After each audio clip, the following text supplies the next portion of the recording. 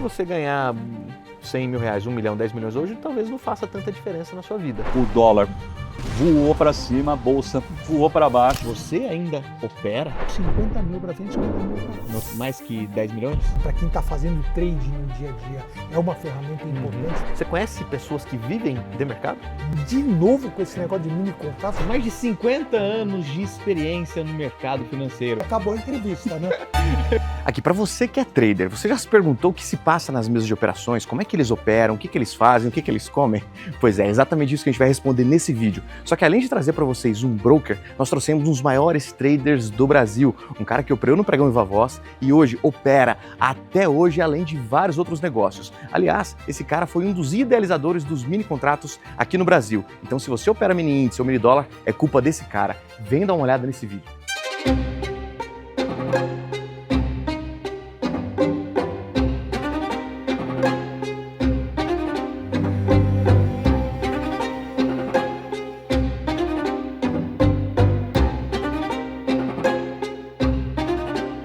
Senhoras e senhores, traders, estamos de volta agora com um papo de profissional e eu tava com saudade de fazer esse programa, justamente porque nós trazemos os maiores profissionais de mercado de verdade para falar com você que está operando de casa, que está operando de algum escritório, que está começando nessa jornada de day trade e quer literalmente ter uma visão de um profissional de mercado.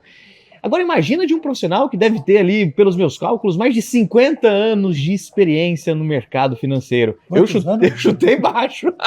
Pô, acho que acabou a entrevista, né? Eu chutei baixo. Eu tava indo bem? Pô, aceitei o convite com gosto. Agora, infelizmente, eu lembrei que eu tenho um compromisso. É que você começou jovem. Então tá. Mas agora vocês já viram ele aqui, o nosso querido Roberto Lombardi. Está há anos no mercado financeiro, entre outras coisas, entre ser trader e também empresário, também é pai, também é avô, agora, recentemente. E aqui a gente vai trazer essas histórias de mercado e eu quero que você pare por um minuto e, assim como eu sou trader autônomo, fui por muito tempo dentro de um escritório que operávamos day trade, eu queria muito ter essa conversa com uma pessoa que é referência dentro do mercado financeiro, que começou lá no Pregão Viva Voz e que opera até hoje, ou não, ele vai contar depois. Mas, que tipo de pergunta você faria para uma pessoa com essa bagagem? São essas perguntas que nós vamos fazer aqui. A primeira é, pode perguntar qualquer coisa? Qualquer coisa. Então tá bom. A gente vai cavar fundo aqui, hein? Estou à disposição. Você já começou com esse negócio de idade e eu já estou meio com medo das perguntas. Eu tô querendo ir embora. Roberto, Lombardi, em um minuto, conta pra gente quem é você? Resumidamente, assim, só para a pessoa saber quem tá aqui do meu lado. Olha, Roberto Lombardi de Barros. Eu comecei no mercado em 1987.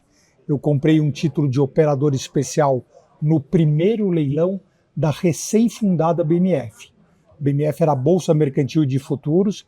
Ela foi fundada em 1986 pela grande maioria das corretoras de Bovespa. Em 87 ela fez o primeiro leilão de títulos de operador especial. O que era um operador especial? Operador especial era um título que dava direito a uma pessoa física frequentar o pregão e operar para si.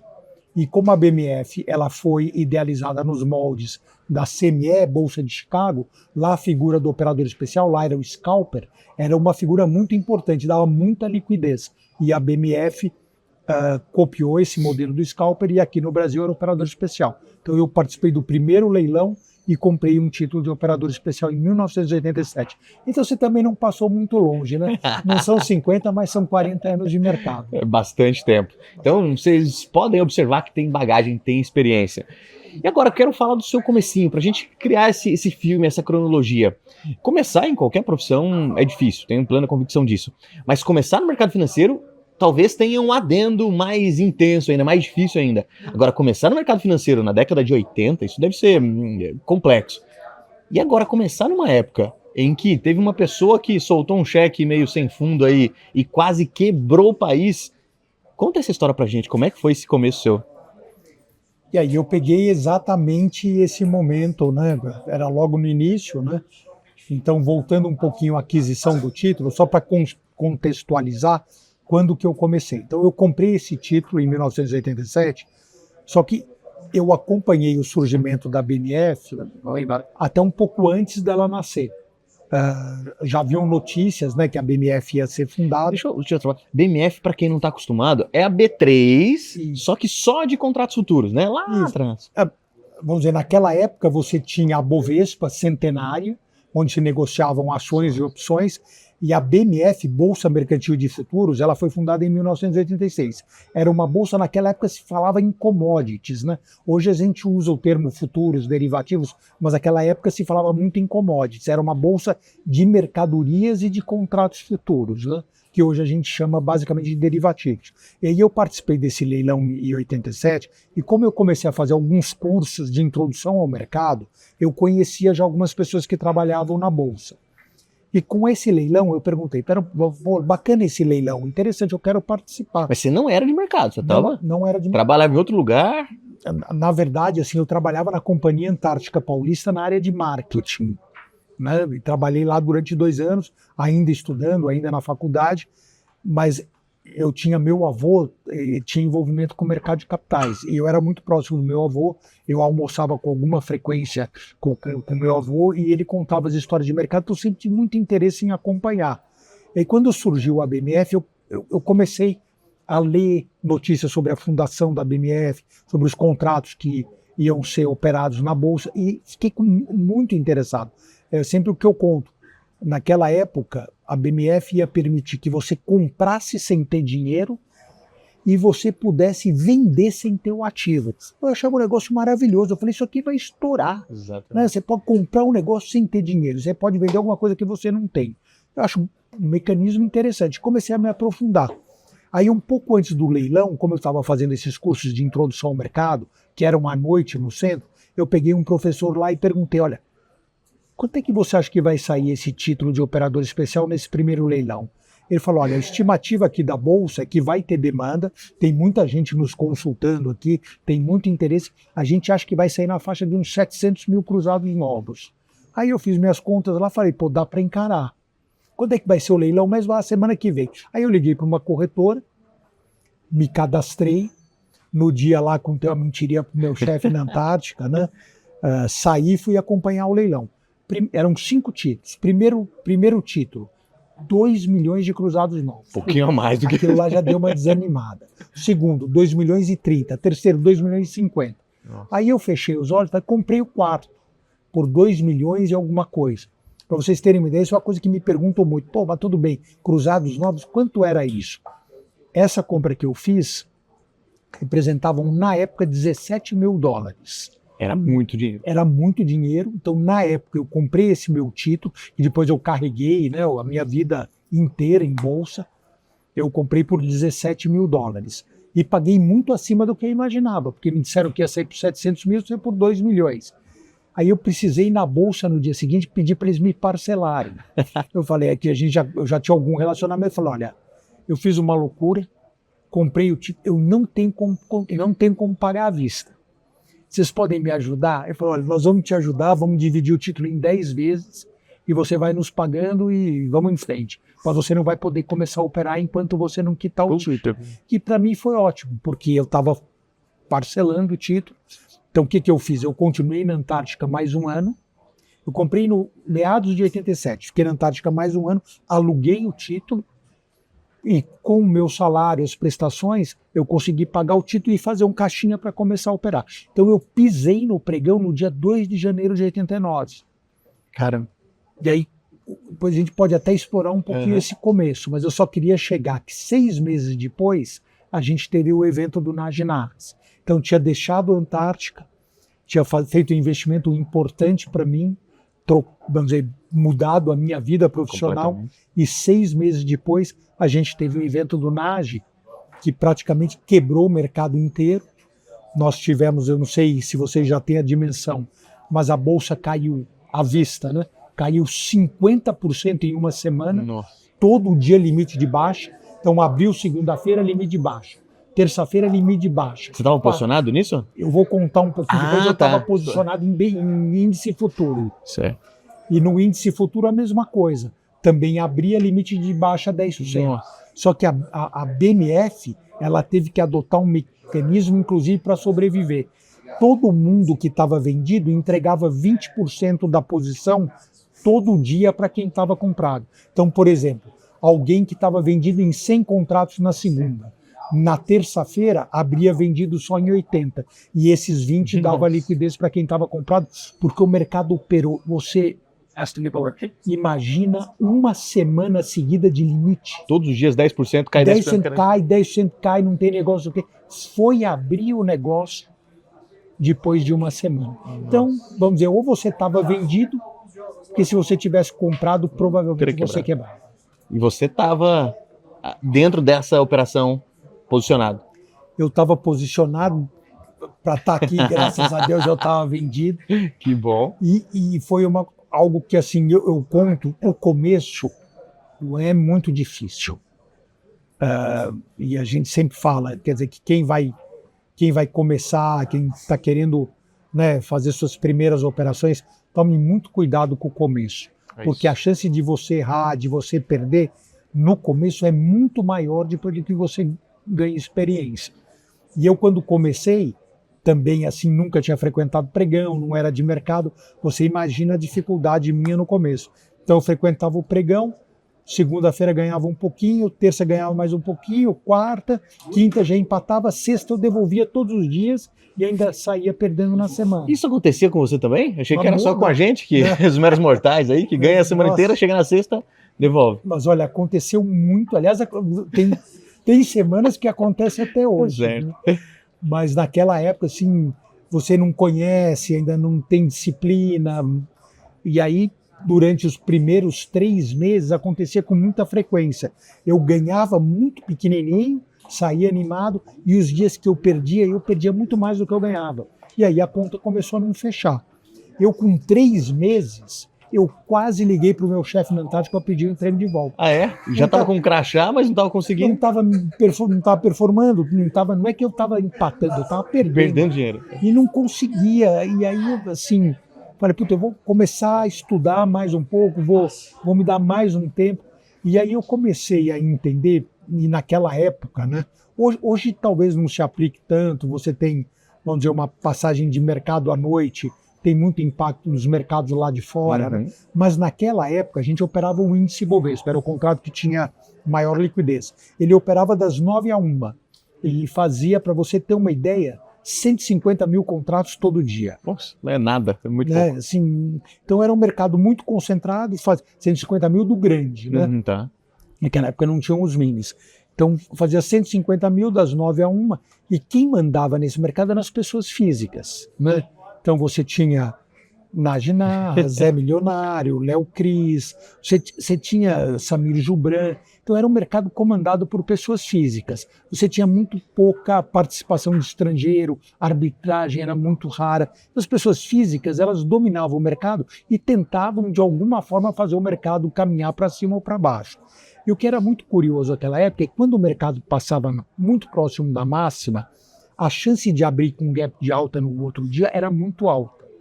E quando ele passava na mínima, a chance de abrir com um gap de baixa também era muito alta. Acontecia sempre? Não. Mas acontecia, e eu comecei a estudar, acontecia em 75%, 80% das vezes. Tem um padrão aí. Aí eu falei, vou fazer uma coisa, vou começar a fazer um girinho, e o dia que passar na máxima, eu vou sair comprado. O dia que passar na mínima, eu vou sair vendido. E aí, tô indo bem no giro, faço uma posiçãozinha, vou ter que correr um pouco mais de risco.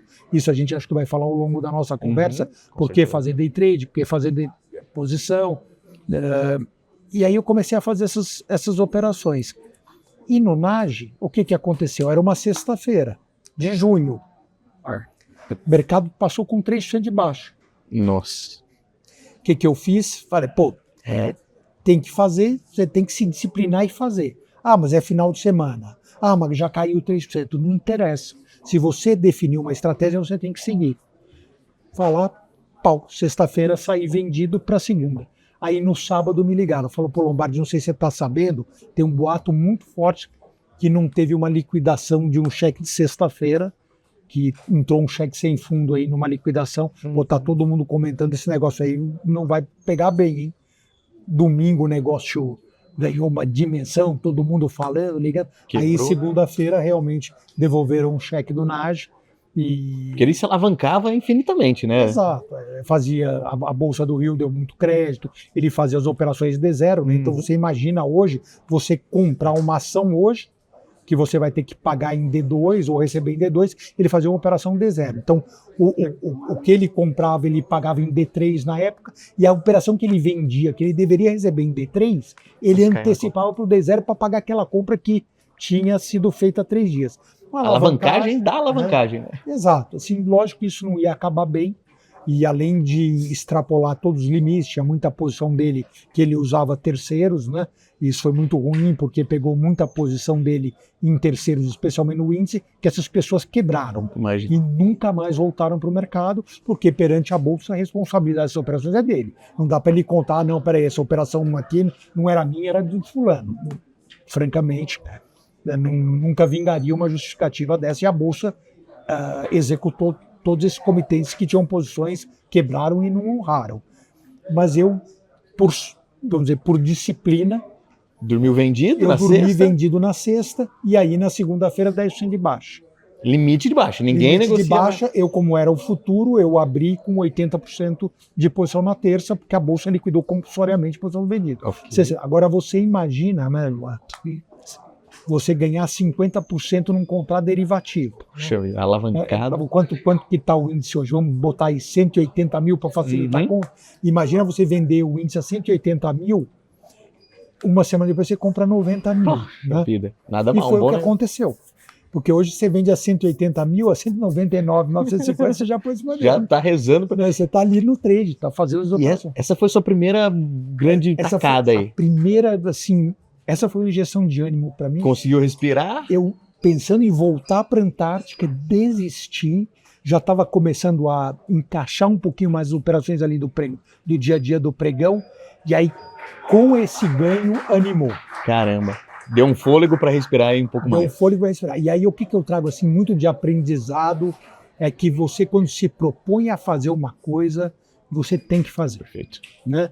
Você tem que fazer. Você tem que se propor a fazer uma operação, faça e tenha a disciplina dentro do seu objetivo de ganho e dentro do seu limite de perda. Mas tem que fazer. Eu podia não ter feito. Caiu muito. É sexta-feira. Eu vou viajar. E aí, provavelmente, a gente não estaria nem conversando hoje. Perfeito. E essa é uma das coisas mais preciosas que eu entendo dentro do mercado financeiro. Você se propõe a fazer uma coisa e faça ela. Isso gera uma confiança em você mesmo, né? Tanto para entrar quanto para sair de uma operação também, né? Exato. Porque palavra-chave para o trader é disciplina. Perfeito. Né? O grande risco qual é? É você ganhar pouco, e quando você perde muito. E como é que você dosa? Com disciplina, com stop, né? Com tentar alongar o ganho.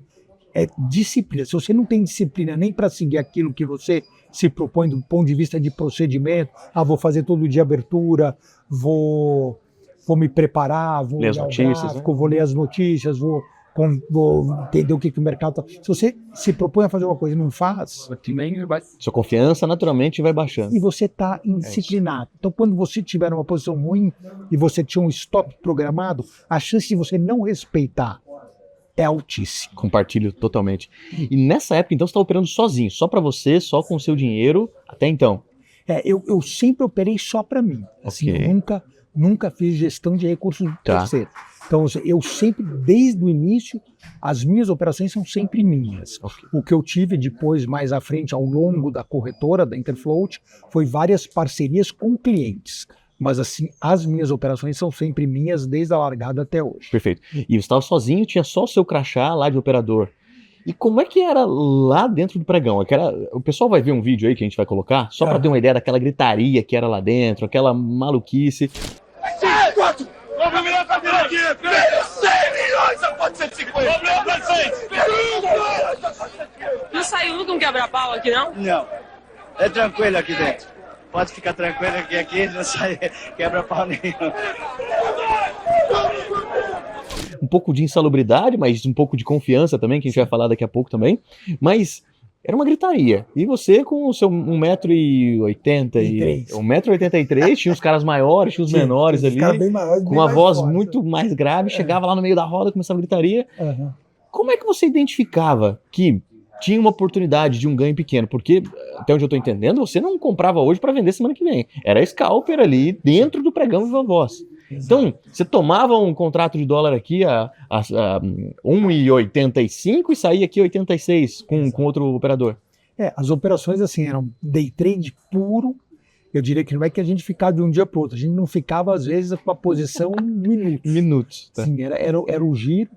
E aí, qual era a grande vantagem competitiva do pregão, né?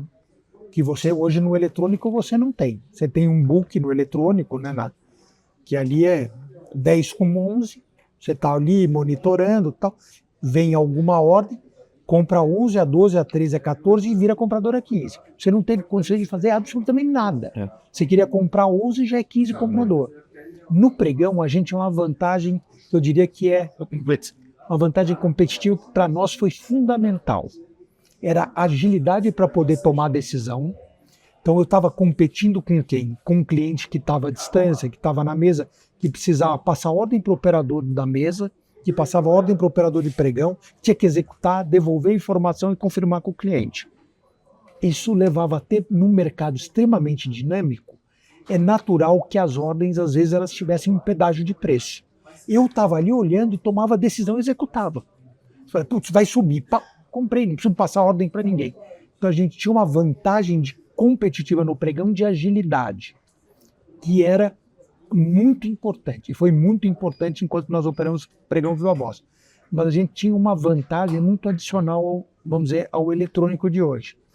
Quando algum operador tomava a 10 de um lado, sobravam algumas vendas a 10 do outro. Quando alguém vendia ou comprava, você, putz, vão comprar. Você sempre conseguia tentar buscar alguma coisa. Dava tempo. Alguém falou mais baixo, Alguém mais falou afastado. Mais baixo. O operador, você imagina, tem 10 operadores vendendo. O cara vai comprar e não consegue fechar os 10 ao mesmo tempo. Então a gente sempre tinha essa agilidade para tentar administrar as ofertas e fazer com que a gente pudesse aproveitar alguns lotes que sobravam do ponto de vista de tendência. Isso foi muito importante para nós do ponto de vista competitivo. Para quem está assistindo em casa, tem uma ferramenta dentro do Profit que chama Times in Trades, que é onde as ordens executadas passam. Então, se eu fizer uma compra ou uma venda, vai passar obrigatoriamente por ali. A gente consegue ver os preços passando. Na época, naquela gritaria lá, quando você dava um fechado, era como se estivesse indo para essa ferramenta. Fechamos o contrato. E por essa ferramenta a gente consegue ler o fluxo. Então, eventualmente tem, sei lá, XP comprando, BTG comprando, Genial comprando, Bradesco comprando. Fala, pô, tá todo mundo comprando, o preço tá deslocando. No pregão Viva Voz, naquela roda, um cara relevante começou a comprar, alguém que era de uma corretora grande, chegou na roda, tá falando mais alto. Exato. Você sentia esse clima aí também? O que na verdade, assim, a nossa profissão era essa, era antecipar o movimento. E como é que você poderia antecipar o movimento? Tendo uma visão do cenário, lógico, né? Vamos dizer, macro sobre tendência, mas a tendência para nós importava menos, porque eu não vou comprar hoje para vender amanhã, para vender daqui uma semana. Rápido. Eu quero aproveitar aquele momento. E a verdade é a seguinte, no trading, quando você faz uma posição, você nunca vai ter certeza para que lado vai. Né? Você pode até falar, pô, agora eu vou comprar. E o mercado pode no dia subir 10%. Mas se você comprar na próxima hora, cair 2%, pode ser que esteja fora do mercado. Então, você fez uma posição de compra ou de venda, você nunca sabe qual é o próximo movimento. E você também não sabe o que vai acontecer mais à frente. Então, a gente tinha essa habilidade de tentar prever um movimento curto, fazer uma posição, e isso que era muito bom no pregão. Você errava, você caía fora o quanto antes. Né? Eu até brinco muito, pô, errou, cai fora. Porque o pregão nos propiciar essa oportunidade. Você comprou a 10, putz, não foi, você já batia a 9. É 9 vendedor, bate a 8, cai fora. Exatamente. O pregão te ajudava a fazer isso, né? E quando a gente tinha uma posição boa, o desafio era tentar alongar um pouquinho, porque o trader é sempre muito ansioso. Isso é verdade. Você sabe disso. A gente compra a 10 e já quer vender a 11. Compra 11 quer vender a 12. Mas o prejuízo acaba segurando um pouco mais. Você compra 10, comprar 8, comprar 6, comprar 5, a 4, você é muito corajoso na perda. E às vezes no ganho você tem menos coragem, né? E até hoje é assim no pregão eletrônico, né? Eu sei, putz. Lombardi, tem um vídeo, depois a gente vai comentar sobre ele, é um vídeo de 40 segundos seu, que eu mando pra todo mundo, eu publico em todo lugar, falo pra todo mundo, é um vídeo de 40 segundos que você fala assim, nunca se baseie no que supostamente possa acontecer, reaja aos fatos na medida que eles acontecem. Exatamente. É isso. Depois eu quero que você comenta sobre isso, que você dava uns treinamentos também pros operadores, mas antes disso, vou chamar um outro convidado aqui, ó, o Ricardo Mota, que também foi operador do Pregão Viva Voz, Muito bom. parceiro aqui, os dois. Pessoal, o Ricardo Mota trabalha aqui na Genial também, nas mesas de operações, é um broker institucional aqui também da Genial, e olha que combinação aqui, a gente tem um trader aqui que tá há anos, há décadas, né? Não há 5 décadas, mas está há muito tempo operando no pregão, operou no pregão e também como pessoa física, e agora é um broker institucional. Em que lugar que vocês têm essa oportunidade aqui? Então, presta atenção. Lombardi, vocês faziam alguma dobradinha lá? Chegaram a operar junto ou foram momentos diferentes? Acho que são, vamos dizer, focos diferentes. Perfeito. Né? Eu, especialmente no meu começo, então eu frequentava o pregão, operava para mim, e tinha essa agilidade de tomar decisão e executar. Você era o... Né? Mais à frente, que é o cenário de hoje, eu utilizo algumas corretoras para operar, mas eu gosto muito de executar. Então eu mesmo executo. Então eu uso a estrutura das corretoras para a plataforma, para o suporte, mas a execução eu tenho, além de gostar, eu acho que é um vício meu também. Né? Não é para esconder a operação, não. Você não usa para esconder a operação? Não. Volume. Então, eu não opero numa corretora só, eu opero em algumas. Então eu uso. Tá certo. Porque às vezes a gente tem umas posições aí um pouquinho exageradas. Meio exageradas. Calculem o tamanho. Completamente fora da curva. Então é bom, você compra numa corretora, vende na outra, tenta administrar um pouquinho. Então a corretora é muito boa para esse gerenciamento, vamos dizer, da tua operação do ponto de vista de tentar não aparecer muito. Mas eu também gosto muito de executar. Peraí, eu sei que eu parei o seu vídeo, mas é por um motivo muito importante. Vocês ouviram tudo que esses profissionais estão falando aqui? Tem muito mais. E se você tivesse sentado nessa cadeira, contando a sua história dentro do mercado financeiro? Mas eu não estou falando de day trade, não. Estou falando dentro de uma grande instituição. E se você pudesse ser um profissional de mercado, um trader de tesouraria, um broker das mesas de operações? E se a gente te mostrasse isso de verdade? E se você pudesse aprender essa profissão, você toparia?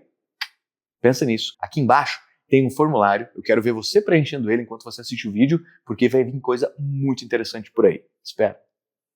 E, Mota, na época que você ficava lá também no pregão, você não ficava literalmente fazendo as operações, você ficava... Eu ficava na mesa, né? Legal. Eu sempre fiquei na mesa. O que acontecia é justamente o que o Lombardi está falando. Como você fica na mesa, é um outro mercado.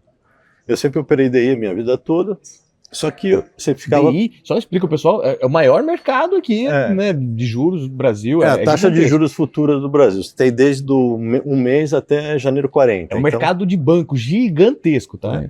Então o que acontecia? Era esse caso, tinha um pregão lá embaixo, você ficava no telefone com o operador e você ficava com outro, eu ficava com 2 telefones, um com o cliente e o outro telefone aqui com o operador lá embaixo. Então o cliente me dava a ordem, compra 100 no DI. Fala, compra 100 no DI. Então esse é o que o delay que o Lombardi falou que a vantagem de quem está no pregão executava direto. Então eu tinha que escutar a ordem, mandar a ordem, voltar, ele confirmar lá no pregão, tentar fechar e ele me confirmar e eu confirmar para o cliente. Então assim, eu tinha uma visão que mais ou menos era aí. Eu via a tela, você tinha a cotação, que não era tão perfeita como é hoje, porque como você tinha o mercado Viva Voz, a tela era só um parâmetro, o que valia era o Viva Voz. Então às vezes você compra a 15 e lá embaixo estava outro preço. Você estava ouvindo o operador cantar o mercado para você não tinha uma tela parcial. Cara, ele ficava gritando os preços ali, 16 com 16 e às vezes o cara tava viajando, às vezes, tá 17, não, onde você tá? O cara tava na roda do dólar operando o índice. Tá 17 com 18, toma 18, pô, peraí, 21 com Então o que eu gostava onde eu conheci o Lombardi, eu descia, por mais que eu ficava na mesa, várias vezes, como as corretoras eram no centro antigamente, eu descia em momentos para ver o pregão, para conhecer, isso eu acho importante, quando você opera o mercado, você conhecer ele, como é executado. Total. Então eu descia, eu ficava do lado da roda do DI, com um crachá de visitante, né? E vendo como que era executada a minha ordem. Porque às vezes você exige do operador uma execução que não era viável. Eu falei, toma 100, eu quero 100. Não é. Toma 1000, às vezes tinha oferta firme. Sim. Então, apesar de estar na mesa, né, executando assim, eu sempre tive esse contato, mas nunca operei no pregão. Nunca tive essa... Mas você passava as ordens lá, o pessoal executava, voltava Sim. com você. E eu ficava com o cliente na mesa e dava as ordens pro meu operador devolvia e confirmava. Era spread pra lá, spread pra cá, a torta direita. E você tinha que escutar direito, aqui, ó, toma aqui, não sei o que. Tinha cliente que às vezes comigo tinha um carioca, não vou falar o nome. Não, carioca tem bastante. Pô, carioca é difícil, a gente quer ir no mercado nervoso, o cara só aqui na Eu falei, oi, se eu falasse oi, ele desligava.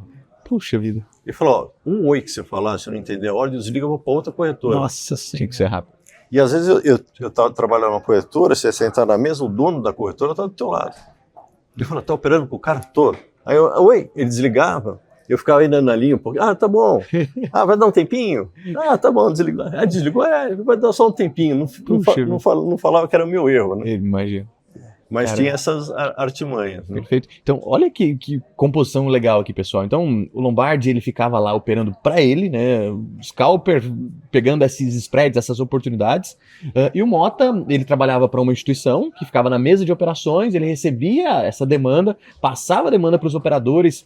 E esses operadores eram contratados também da corretora? Porque Sim. ele era independente, o Lombardi era independente, você estava dentro de uma estrutura e a corretora tinha os scalpers lá dentro? Cada corretora, os scalpers, você fala scalper porque é uma pessoa física operando. Ok. Independente da corretora. Tá, perfeito. Lá, nossos operadores eram operadores porque cada corretora tinha X operadores. Maravilha. Tinham direitos, você comprava a carta, tinha, sei lá, 7 operadores. Aí você dividia 3 no DI, 2 no dólar, um no como chama lá, o Segundo, na época. eu vi isso em livro, né? Tinha ouro pesado também, né? Ouro era bem... Tinha ouro, né? Aí então o que acontecia? Cada um ficava lá, os operadores, você ficava dando ordem para esses operadores. Você tinha uma caixinha, às vezes, porque o operador era preço de ouro. Sim. Os operadores bons, você tinha aquele operador que você dava ordem, o cara fechava. Dava um jeito. Dava um jeito. Agora, aqueles mais que ficavam fora da roda, aquele tchado. Não comprei nada, patrão. Só comprava se tivesse errado. Aí quando já se comprou, já era venda. Aí já era fácil. Imagina. Então, assim, às vezes você tinha caixinha, você tinha um operador de pregão bom, você tinha um cara que ficava na caixinha com esse operador e pegava a ordem da mesa inteira. Caramba. Então, imagina assim, um operador operava para 10 clientes. Então ficava um cara na mesa com o telefone aqui, escutando a mesa toda, o cara falou, toma 100 no DI para mim.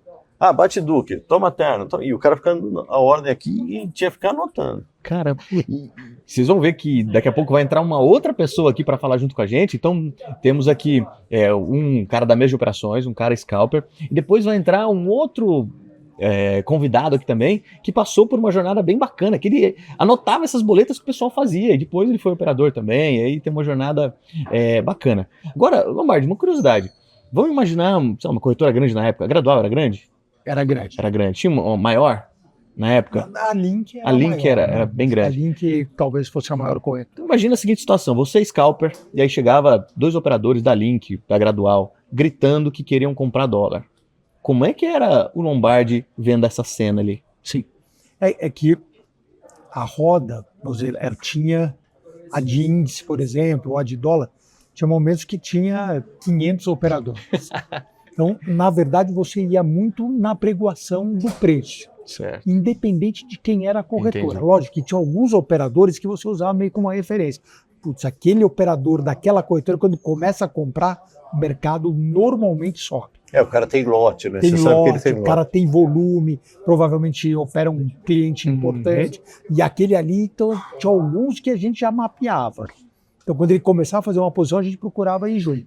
Mas nunca, assim, era muita corretora, muito operador, a gente olhava o todo, Perfeito. nunca olhava uma corretora individualmente. Maravilha, excelente. Conseguia ter esse mapeamento. Mapeamento, exato, global. porque era muita gente. Eu imagino. Então, a Link, quando vinha com vários operadores, mas estava toda distribuída numa roda que era muito grande. E essa roda se movimentava também. Naquela época não precisava de academia, né? Você fazia força ali. Você imagina horas e horas ali, a roda indo para um lado, para o outro, você tendo que se movimentar, uma roda grande. Você queria comprar o lote que estava lá na ponta, você precisava se deslocar, confirmar. Porque às vezes era assim, você fechava, o cara via, mas não confirmava, e o mercado subia, você tinha comprado, o cara não confirmava. Aí você tinha que ir lá buscar, pô, meu amigo, e aí, fechei com você, tá fechado? Não tá? Aí eles, não, tá fechado, anotei aqui e tal. Mas então era algo muito físico, né, Lua? Tanto que na história do pregão da BMF, nós tivemos, não sei Bovespa, porque eu frequentei muito pouco Bovespa, mas no pregão de BMF nós tivemos pouquíssimas mulheres. Né? Então se tem uma profissão assim que claramente era um desafio muito grande, porque era um esforço físico. Literalmente, você é suado, né? Isso aí é suado, era físico. Não, machucado, perdia a gravata, rasgava, perdia o sapato, você tinha uma roupa especial, um sapato mais velho, uma coisa para entrar no pregão. No pregão, era muito físico. No final do pregão, você olhava assim no chão, tinha sapato, gravata, loucura, telefone. E a gravata, assim, é um negócio interessante, quando a gente opera para si próprio, a gente tem, assim, vamos dizer, algumas coisas que... Pois a gravata dá sorte. Né? Então você foi lá no pregão com uma gravata num dia e ganhou dinheiro. Puta, eu um amuleto, né? Então no dia seguinte você está com essa gravata, você opera com essa gravata até ela não ter mais tecido. Né? Imagina, então, até alguém tirar ela. Até alguém tirar ela. Vou levar uma naba, né? Eu falei, essa gravata aqui não dá sorte. O Mota me contou uma história também que nessa loucura do empurra-empurra, saíam às vezes do salão ali principal e iam até a praça. Só uma curiosidade para quem quiser ir visitar, a B3 agora tem um museu lá no segundo andar, é bem bacana o lugar, eles fazem uma simulação, uma narração, é só agendar um horário e visitar a B3, é super legal esse lugar. E esse lugar ficavam 500 pessoas, 700 pessoas ali, 700 pessoas, sim. gritando. Você tem tanto vários ambientes de visitação na antiga BMF, que é na Praça Antônio Prado, e você tem um museu da Bovespa na 15 de novembro. Perfeito. Então, assim, realmente vale a pena, tem muita história registrada. Especialmente o Museu da Bovespa, assim, é fantástica a visita, é uma visita inclusive interativa, vale muito a pena, eu acho, se não me engano, que está aberto aos sábados também. Legal. É bacana, leva os programa filhos, legal. é uma Gratuito, história, né? Gratuito, exato. Vai ver as fotos do Lombardi lá. Vai achar. Inclusive parece que tem um cofrinho lá, quando visitar lá, precisa deixar pro Lombardi. Pro Lombardi vem direto o Pix para minha conta, viu? Mota, obrigado. Eu pedi 2 minutinhos para ele, já estamos aqui há 10, mas obrigado. Viu? Valeu. Muito bom. Valeu. Vale. E recebemos o nosso terceiro visitante, mas agora eu quero fazer uma pergunta que tenho certeza que muita gente aí de casa está fazendo. Você ainda opera? Opero todo dia. A não ser que esteja viajando, assim, mas opero todos os dias. Eu faço a abertura sempre às 9 horas dos derivativos. Quando você faz a abertura, você está sentado para pegar a abertura? Estou sentado numa plataforma preparado, aberta e eu opero mais dólar. Gosto de acompanhar juros, DI e índice.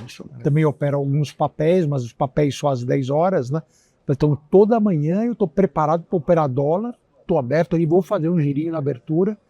Então, normalmente eu opero a abertura dos derivativos, pego a abertura de Bovespa, os indicadores lá de fora, que são sempre muito importantes, né? Que variam do horário das 9h30 ou 10h30, dependendo do horário de verão. Aí eu fico até umas 10h30, 11 horas, eu mesmo operando. Então eu faço toda a gestão do trading e das posições, e a partir de umas 11h30, meio-dia, aí eu começo a me desligar, e aí eu começo a olhar um pouco as outras caixinhas também. Eu tenho uma equipezinha pequena, né? Então, por exemplo, agora eu estou conversando com você, nós estamos no horário de mercado. Eu estou com posição em aberto, mas eu não estou olhando, e eles estão administrando. É isso que eu ia perguntar, você está posicionado agora? Estou posicionado agora. E a equipe está fazendo essa gestão ali? Está fazendo a gestão, então tem posição nos derivativos e em bolsa, e eles têm os objetivos e os stops. Então, se bater o objetivo, vai zerar, se der o stop, zera também, e a gente já tem uma orientação se vai passar comprado ou vendido, e se não bater nem o stop nem o objetivo, ou a gente passa ou a gente zera. Eles já estão orientados, então eu estou conversando com você aqui tranquilo, não preciso... Se vier alguma novidade, eu não preciso... E você está aceitando o currículo lá? Vem cá. E você falou que tem algumas pessoas, uma equipe. São traders que estão Não, gerindo essa... Eu tenho uma bagagem de trading muito grande, mas assim, essa equipe eu trago inclusive da Interfloat, da época da corretora que está comigo há muitos anos. Então conhece muito o meu perfil, sabe como é que eu me comporto operando.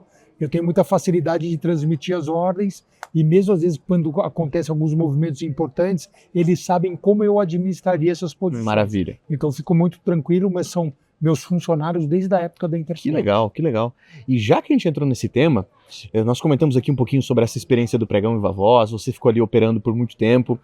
E como é que foi essa evolução? Lombardi, foi assumindo alguns spreads ali, foi ganhando um pouquinho, fazendo um pouco de dinheiro, operando mais ativos, de repente ia para o índice, ia para o dólar.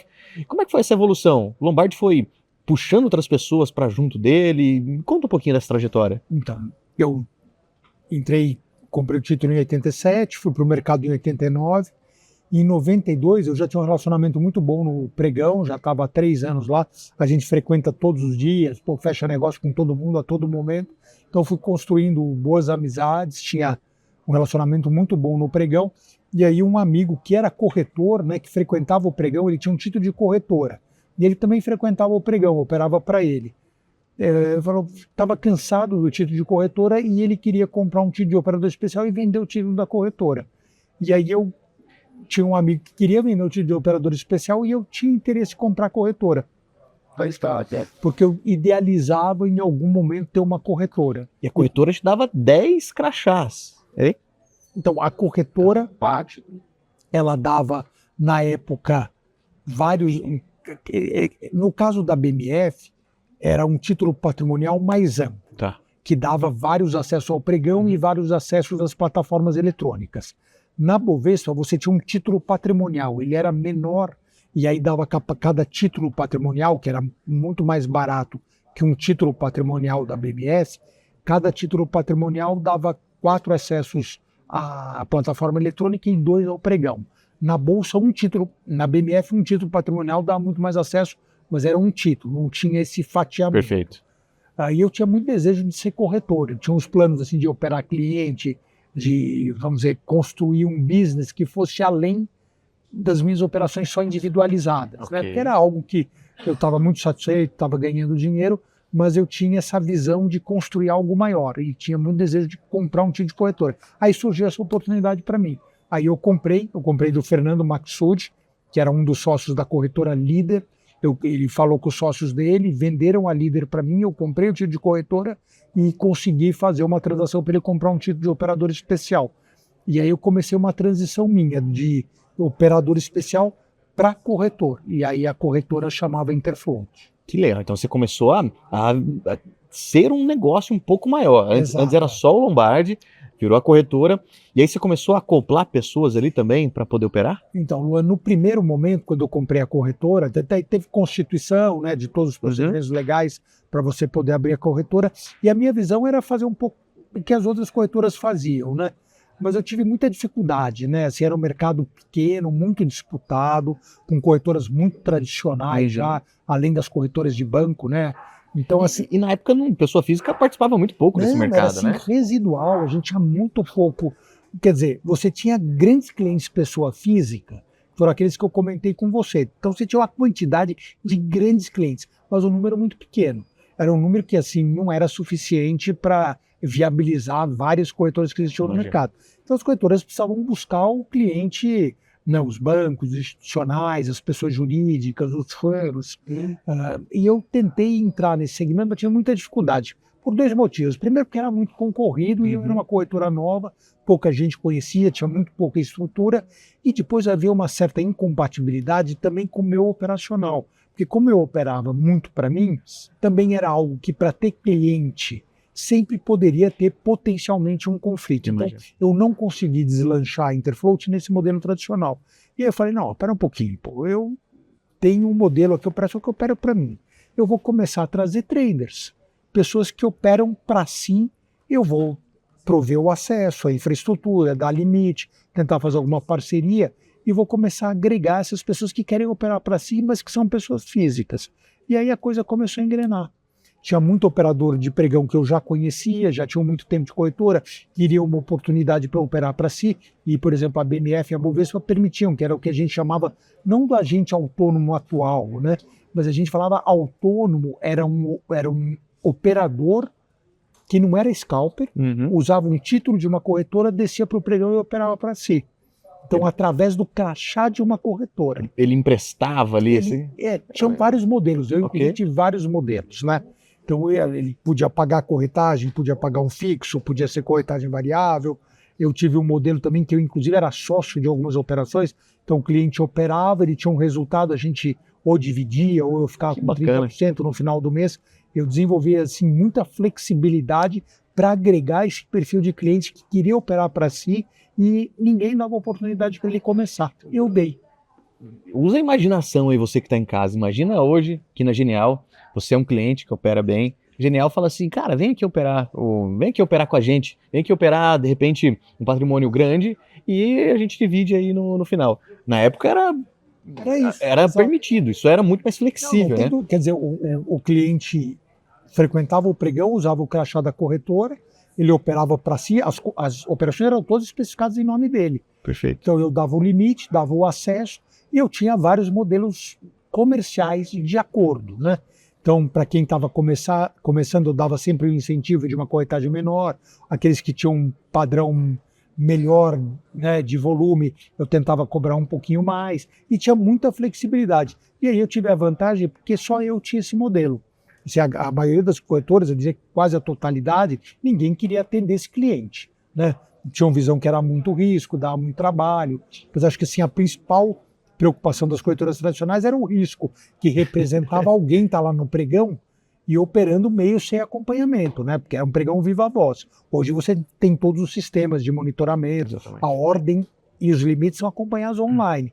Você imagina, Luan, no pregão viva voz, você fazer essa gestão de risco. Na verdade, era impossível. A pessoa, se ela quisesse, ela se alavancava infinitamente, Não, se alavancava. podia quebrar a corretora. Podia. Então, vamos dizer, eu diria, isso eu atribuo muito ao momento, né? Tem momentos que você conta com a sorte, né? De ter um momento que você podia confiar muito nas pessoas, nos operadores, o mercado era muito diferente, era um mercado que estava começando, né? Então, e eu conhecia todos os clientes que vieram para o pregão e para as nossas salas de negociação no futuro, eu conhecia a grande maioria. Então, ou trabalharam comigo no pregão, ou eu não colocava ninguém lá que eu não tivesse conversado, que eu não entendesse um pouco a visão. Se viesse com uma história muito esquisita, eu ou não dava condição de acesso, ou a gente era muito restritivo. Exatamente. Uma coisa que a gente estava conversando lá nos bastidores, é que no mercado financeiro, o Lombardi falou que ele ia na base da confiança, porque esse cara estava operando em nome da corretora. E talvez não é muito familiar para todo mundo que está em casa, mas aqui atrás, onde vocês estão vendo, tem uma área de risco aqui gigante. Por quê? Nós, como corretora, temos que controlar a quantidade de pessoas que estão operando, a quantidade de contratos que essas pessoas estão operando, para ver se não está excedendo o limite de risco da corretora. Porque nós que fornecemos a alavancagem para vocês. Então, dependendo do volume, a alavancagem e a volatilidade do mercado, a corretora pode quebrar. Então tem que ter esse controle absurdo. Só que o que o Lombardi está falando é que na época ele tinha essa conversa de boca, era na amizade, na confiança. E isso eu gosto porque no mercado financeiro, em especial o tradicional, quando você dava a palavra, o fechado era fechado. Era sagrado. Era sagrado, porque ali a boleta ia sair só no final do dia, ou só Exato. algumas horas depois. Então, fechado com você, depois o auxiliar ia lá anotar na boleta. Exatamente. Se desse um problema, uma mancada, Deu mancada, tá fora do mercado. não, Né? literalmente. Todo mundo se fala, todo mundo se Todo mundo conhece. se fala, você fechou uma operação, não honrou, no dia seguinte você não tá mais lá. Guardem isso pra vida de vocês, né? Não tem dúvida. Acho Assim, que lá o mercado literalmente valia a palavra. Porque você fechava de boca, né? A gente fala fechar de boca na palavra e ia registrar o negócio depois. E esse é um ponto interessante, né, Luan? Porque hoje você tem uma série de mecanismos de controle de risco, porque você tem as plataformas eletrônicas onde você monitora as ordens que são enviadas, são executadas. Então, você tem limite limite por ordem, limite de posição em aberto, limite financeiro, porque a negociação eletrônica te permite esse controle de risco. No pregão não tem como. Como é que você vai controlar o que o operador vai falar? no meio de 700 pessoas Não dá, ali... Olha, teu limite são Você só pode comprar 100 contratos. Ah, tá bom. Ele vai lá para a roda, você não está olhando e fala, compro 1000. Como é que você vai controlar? Imagina. Então eu diria assim, nessa questão de risco, eu tive muita sorte pelo momento, né, que as bolsas estavam começando, tinha muito essa dimensão da confiança, da responsabilidade. E eu, francamente, a grande maioria dos operadores de pregão, não todos, mas a grande maioria dos operadores de pregão ganhava dinheiro nas suas dimensões e nos seus tamanhos, mas aquilo que eu falei da vantagem competitiva de estar lá no pregão. A agilidade, a disciplina, o relacionamento, isso ajudava Perfeito. muito. Então, a grande maioria ganhava dinheiro. Tinha um outro que escapava e Tá certo. precisava tomar um castigo. E falando nisso, o Lombardi chegou a comprar uma carta de uma corretora. Então, imagino que você tenha sido bem sucedido ali nessa jornada, especialmente nesse início. Só que pra gente fica vago, assim. O que era ganhar dinheiro naquela época, trazendo de repente para os dias atuais? Você pode falar sobre isso? Só para matar a curiosidade nossa aqui. A gente gosta de saber se na unha. É que variava muito, né? Não, Se normal. você ganhava, perdia. Assim, lógico, você tinha um patamar, cada um tinha o seu patamar de acordo com o tamanho, né? Mas eu diria assim, eu posso falar talvez do meu melhor pregão, né? Legal. Todos os anos que eu frequentei, meu melhor pregão foi em 1997, na crise da Ásia, né? Que a gente tinha tido algumas crises menores, mas a crise da Ásia pegou o mercado assim absolutamente de surpresa. E a notícia demorava para chegar, né? Demorava para chegar, foi à noite na Tailândia, os mercados quebraram, e aqui a gente nessa época operava o contrato de taxa de juros. E o que eu digo assim, o mercado de taxa de juros naquela época ainda era no PU, né? Essa parte técnica talvez seja um pouquinho chata, mas hoje você já opera a taxa. Naquela época você operava um PU. Então, era um PU que no vencimento do contrato valia 100 mil. Então, quanto menor o PU, né, para chegar no 100 mil, maior a taxa de juros. E quanto maior o PU, menor a taxa de juros. Então, quando a taxa subia, o PU caía. E aí as taxas no mundo assim explodiram. Enlouqueceram. E o contrato de DI negociava de 30 a 50 pontos por dia de oscilação. Isso aqui, né? 30, 50 era 30 a nada, 50 né? pontos era nada, mas era o que oscilava. Pô, um dia oscilava 50 pontos. Pô, todo mundo sai, pô, mercado bom hoje. Pô, valeu, hein, mercado bom. Nesse dia, o mercado caiu 5 mil pontos ao longo da manhã. Caramba. Você imagina, o spread às vezes era de 1000 pontos. O spread. Um mercado que oscilava 50 por dia, era vendedor a 90 mil, comprador a 89 Nossa, mil. insano. 50 contratos, se você acertasse ou errasse, eram 50 mil reais. Então, assim, Nossa. era o pingo. Então, assim, comprou-se, que era o mínimo também, porque não podia operar menos que isso. Então, você comprava 50 contratos, era 50 mil para frente, 50 mil, 0 a 0, ou 50 mil para frente, 50 mil para trás. Na oscilação mínima ali. Mínimo. E nesse dia... E nesse dia, assim, volta àquela questão da agilidade, de você estar lá, de poder você tomar as decisões de uma maneira muito rápida num mercado volátil, em pânico como esse. Agilidade, é. Então, e aí o que foi fantástico é que o mercado de manhã, ele foi, assim, um desafio tremendo, passou, né, o DI explodiu, a bolsa despencou, chegou a bater limite de baixa, o dólar explodia, só que a gente tinha uma particularidade naquela época, né, que era o horário do almoço. Parava a negociação, O né? mercado parava 1h30. Você imagina, Que loucura. né, você está posicionado, o mercado passa, você tem que esperar 1h30. No meio de uma crise imensa. Imensa. E aí o mercado de DI passou na mínima do dia, taxas explodindo, caindo 5 mil pontos, quase no limite de baixa. E aí tocou a campainha 1 hora. No horário do almoço, o Clinton era presidente americano, ele solta, porque o mundo estava quebrando. Aí o Clinton solta uma série de medidas de incentivo à economia real, às bolsas. Assim, veio com um pacote que eles construíram, acho que em horas. Aí o mercado de 5 mil pontos de baixa virou 4 mil de alta. Nossa. Então você imagina a tarde também como foi. Então foi assim, um mercado espetacular, absolutamente atípico, né? Eu diria que talvez agora na pandemia a gente tenha visto os mercados Semelhante. abre limite de alta, bate o limite de baixa, assim. Na pandemia eu vi alguma coisa semelhante à crise da Ásia. Foi equivalente, então, você Foi diria? equivalente, porque a crise da Ásia foi isso, assim, limite de baixa de manhã, limite de alta à Nossa. tarde, em mercados muito voláteis, mercados grandes do ponto de vista financeiro. Então eu me lembro muito bem, esse eu tenho registrado, assim, foi o melhor pregão na história. Mas tem uma informação aí que você está deixando passar. Não, você também ainda não perguntou. Quanto bom assim foi esse dia? Foi bom. Né? Foi muito bom. Muito bom mesmo. Você pode dizer que... Eu deixo você fazer uma pergunta. Você pergunta se foi mais ou menos, eu respondo. Tá. Você disse que cara contra... Day trade no dia, né? Sim, 50 mil reais ali, né? Foram... Você vai ter uma chance só, hein? Mais que 10 milhões? Não, foi menos. Próximo. Não, você uma pergunta. Mas também, foi menos. eu chutei bem alto, Você porque 10 chutou milhões bem para a alto. época Não, era... falando de day trade de um dia. E de né? 97, 1997. né? Estamos falando do resultado de um dia. Né? 1 milhão? Você tinha uma pergunta só. É palavra, né? Tá certo. Palavra é palavra. Você lembra o que a gente estava falando? Fechado é fechado. Fechado é fechado. Não pode voltar atrás. É verdade, tá certo. Mas foi próximo a isso, tá? Guarda aí. E ó, tem um cara aqui atrás, esse é o Fábio Reise, ele tá distraído ali, mas a gente tava falando sobre pregão aqui, e inclusive esse foi um dos dias fatídicos. E agora a gente vai receber também aqui mais um cara que esteve lá dentro do pregão Viva Voz. Tivemos agora o cara de mesa de operações, aqui um scalper, e um dos nossos operadores lá também, que... Como vai, senhor? Tudo bem? Eu vou Tudo bem, senhor. Como vai, senhor? Tudo Você bem? já conhece, Bem, né? você? De longa Bem, graças data. a Deus. Longa data. Longo. Pra gente complementar aqui o papo, inclusive já tem um programa com o Fábio Reis aqui, bem bacana, de uns 40 minutos, ele explicando um pouquinho. Mas, Reis, pra quem não te conhece, o que você fazia lá no pregão? Bom, assim como o nosso amigo Lombardi aqui, né? A gente era operador lá no pregão, no floor. Raiz, como todo mundo gosta de falar, né, Lombo? E a gente ficava com o telefone na orelha, recebendo ordem de cliente, geralmente cliente institucional. E naquela loucura, né? Muito diferente do que vocês têm hoje, que é totalmente eletrônico. A gente está aqui hoje na corretora no ar-condicionado. Naquela época a gente ficava em pé, meio que no corpo a corpo ali mesmo. Quem gritasse mais alto ganhava a boleta, né? Era isso que a gente fazia.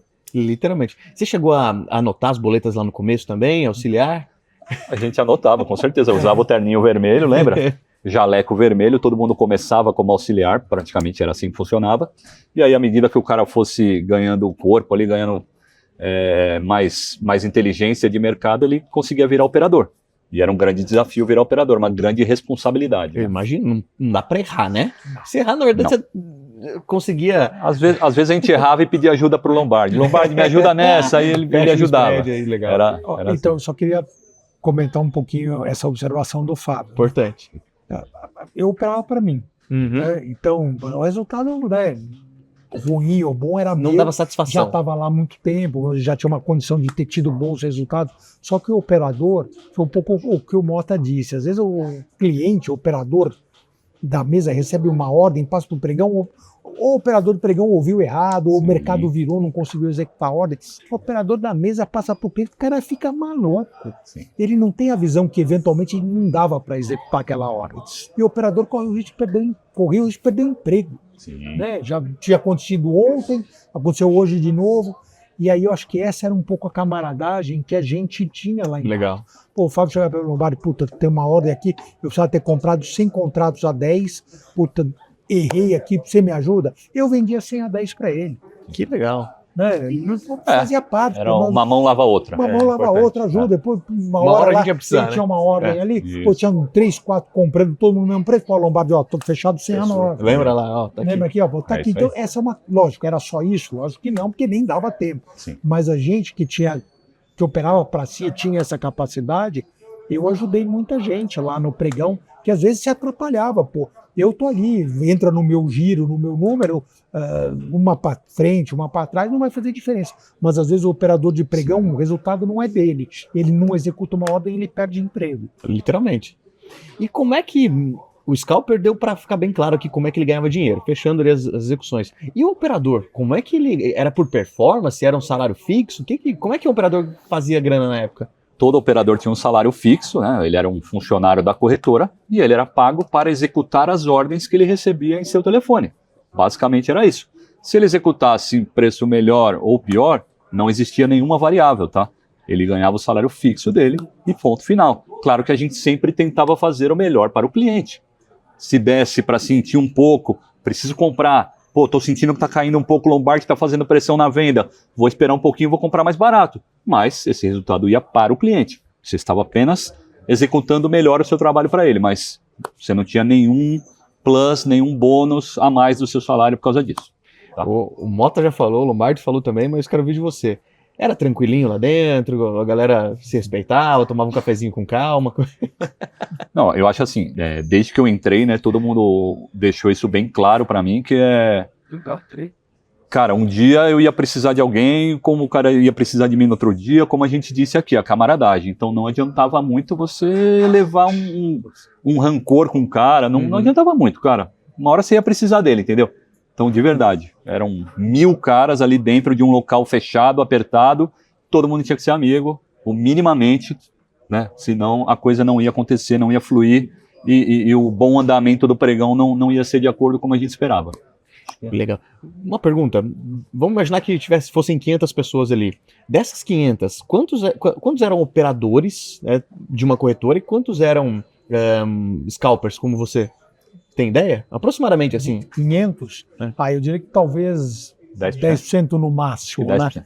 10% no máximo, porque os operadores especiais tinham um limite e uma parte operava dólar, outra operava índice e alguns operavam DI. Isso. Então, dos 80 tinha uma distribuição, muito concentrado em índice, segundo dólar e menos em DI, mas tinha essa distribuição. É pouco, né? Muito pouco perto do que fazia. Eu diria assim, 500 no máximo, né, Fábio? 50 no máximo. 50 no máximo. Não era barato você ter um título de scalper naquela época, né? Eu acho que o Lombardi já deve ter dito, você precisava comprar esse título para você poder operar única e exclusivamente para você. Você não precisava operar para cliente, era diferente de uma corretora. Então, de fato, nem todo mundo tinha esse aporte financeiro. E também a expertise, né? Porque não adianta ter o aporte, chegar lá e não conseguir ganhar no trade, não conseguir vencer. Ele mesmo deve ter visto N casos de que o cara conseguiu conquistar seu título, porém não foi bem sucedido ali em seus resultados. E aí acaba entregando o título. Você ficou em que ano lá, você lembra? 99 a 2003. Pegou ali a crise do bolha.com, mas foi Peguei tranquilo. as Torres Gêmeas. Foi verdade, 2001 ali, setembro, 11 Nós de setembro pegamos 2001. as Torres Gêmeas. Eu lembro até hoje, a gente olhando o Bloomberg e o avião batendo no prego naquele momento e a gente, meu Deus, e agora? Aí o pregão estava num volume ok. Não sabia se foi acidente. O pregão estava num volume ok. De repente o volume explodiu, o dólar voou para cima, a bolsa voou para baixo, limite de baixa na bolsa, limite de alta no dólar. Cara, insano. Todo mundo tentando correr para um porto seguro, né? E a portinha estreita, foi alucinante. Né? Foi alucinante. Esse ponto que o Fábio comentou, isso era muito interessante, porque no pregão você tinha uma certa tonalidade padrão. Das apregoações. Ruído ali. Ruído normal. Quando acontecia alguma coisa, a dimensão de som era completamente outra. Então, você sabia que tinha... A gente não sabia o que tinha acontecido, porque você está no pregão, às vezes nós, em especial, que não tínhamos ligação com mesa, a gente não sabia o que tinha acontecido, mas sabia que tinha acontecido alguma coisa. Às vezes era em um único mercado, né? Como ele está dizendo, ele ficava mais no dólar. Mas aí a gente escutava que o índice estava pegando fogo, alguma coisa estava acontecendo, porque o volume subia muito, o som subia muito. Então a gente tinha essa percepção. E fazendo um paralelo aqui com quem está em casa, é muito semelhante com o que acontece hoje, só que hoje você não tem barulho, mas tem um equilíbrio natural do mercado em que as cotações ficam ali piscando, subindo, o gráfico fica subindo, descendo, o Times in Trades, o book de ofertas fica ali sendo preenchido lentamente. Quando essa velocidade acelera, alguma coisa aconteceu. Exatamente. Ou uma boleta maior, ou um dedo gordo ali, mas quando vários ativos se movimentam, como é o caso que está acontecendo agora na guerra entre Estados Unidos e Irã, alguma notícia saiu, alguma coisa aconteceu. Então, esse ruído que o Lombardi e o Raiz estão trazendo aqui pra gente, hoje você consegue ver isso na sua tela também. Então, diversas vezes, eu almoçando ali, né, perto do computador, a tela lá longe aberta, quando via o fluxo aumentando, o Times in 3 falou para acontecer alguma coisa, deixa eu ir lá. Então, dá pra gente trazer um pouco do que eles estão falando aqui para hoje. E eu vou até abordar mais assuntos específicos ali sobre fluxo com o Lombardi daqui a pouco, porque era muito feeling, né, Raiz e Lombardi? Por que eu vou tomar uma posição agora se eu, de repente, estou vendo que o mercado não está favorável à minha ideia, ou, de repente, ao que eu estou achando? Um exemplo, quero comprar índice, mas porque eu estou vendo a cotação, etc e tal, mas tem alguns operadores que, de repente, estão me falando o contrário. E quando eu digo falando, é observação mesmo, né? É um pouco de feeling, um pouco de de observação. Você acabou de ouvir a primeira parte de um dos caras mais importantes do mercado financeiro, que começou a operar lá em 1987 no pregão Viva Voz e opera até hoje. Sem dúvida nenhuma, se você opera mini índice é por culpa desse cara. Mini dólar também. Além disso, 2 brokers aqui da Genial participaram dessa conversa. Mas ficou faltando alguma coisa, não é mesmo? Como é que ele opera? Quantos contratos ele opera por dia? Todas essas dúvidas foram respondidas no segundo vídeo, que, dependendo de quando você estiver vendo esse vídeo, já vai estar aqui na tela ou na descrição. Então, não perde a segunda parte, porque tá emocionante e eu, particularmente, gostei muito. Realizei um sonho de poder entrevistar esse cara, principalmente nós que somos traders. Então, não perde a segunda parte, tá aqui embaixo.